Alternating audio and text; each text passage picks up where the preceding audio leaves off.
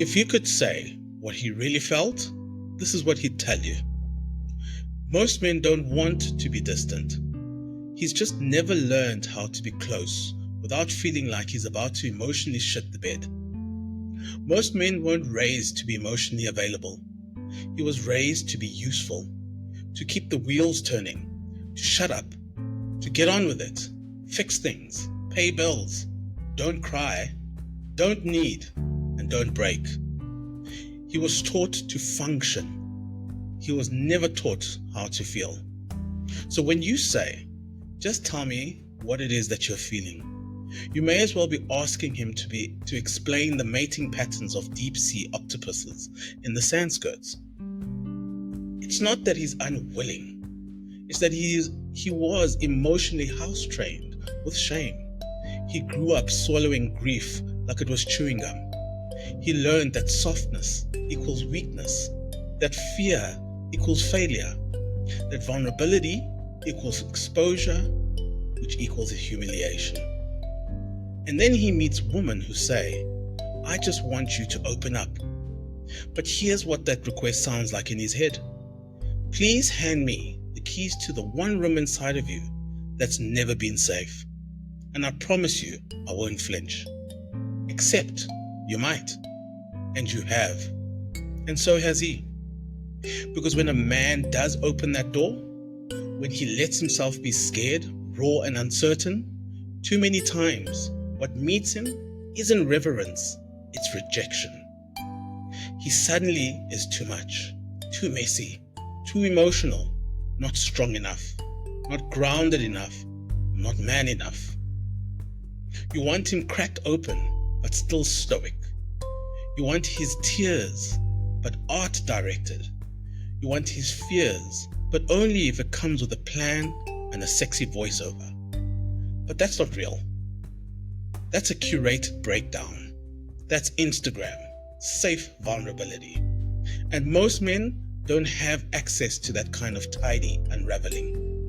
When a man starts to feel, really feel, it's not beautiful art. It's awkward. It's clumsy. It's terrifying. It's rage with no language. It's grief that's been fermenting for decades under a lid of I'm fine. Because the male psyche is a warehouse full of unlabeled boxes.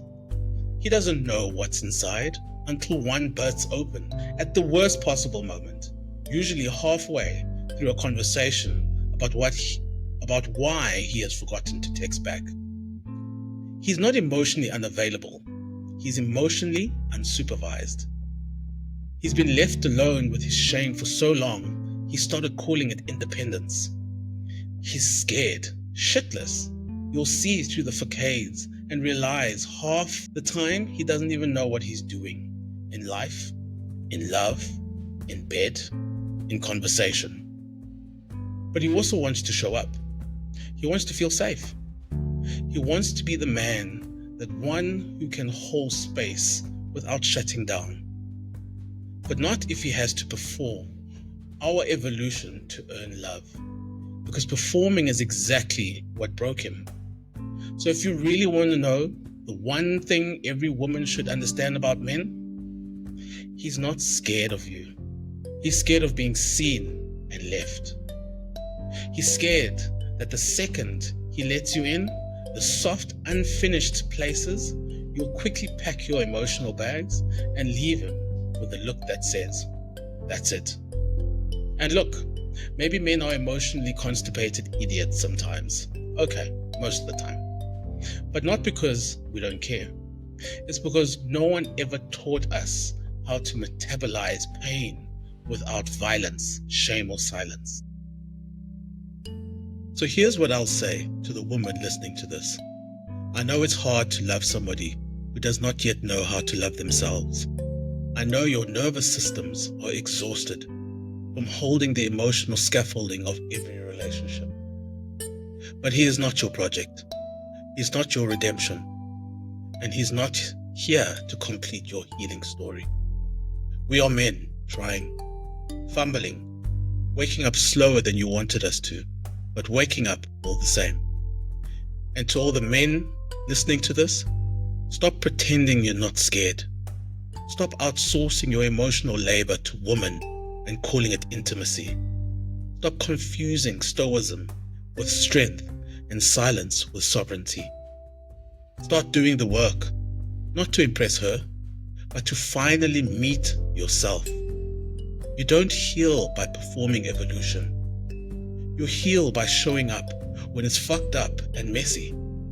Because the truth is, every man has a moment where he must choose between safety and soul, between performing and presence, between the armor and the love that he actually fucking wants. And if he doesn't choose presence, he will never experience and probably lose everything that ever mattered. Again, I want to give credit to Zen Prem. This is the co-author of Beyond Bullshit.